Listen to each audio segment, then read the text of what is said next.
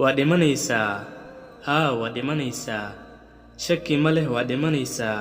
markaa dhimato ayay ku eg tahay noloshaadii adduunka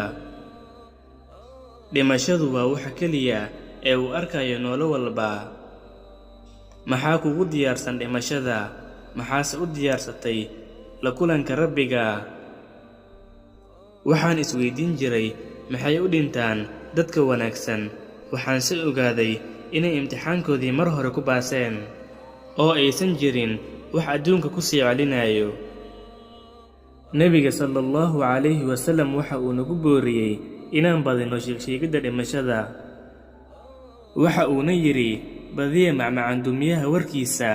oo uu ka wado dhimashada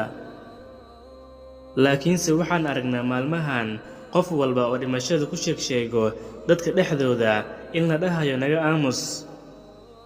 sida mawduuca geeridaba inuusan qusaynin dadka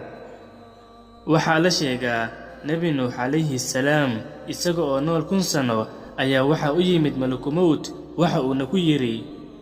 iga warran adduunka nebi nuux calayhi salaam ayaa dhahay waa sida guri leh 2 albaab midna aan ka soo galay midna aan ka baxayo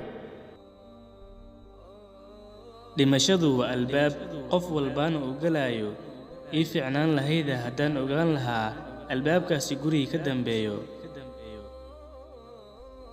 gurigaasi waa janno weligeed ah haddii aad samayso waxa uu alle jecel yahay haddiise aad dayacdo waa naar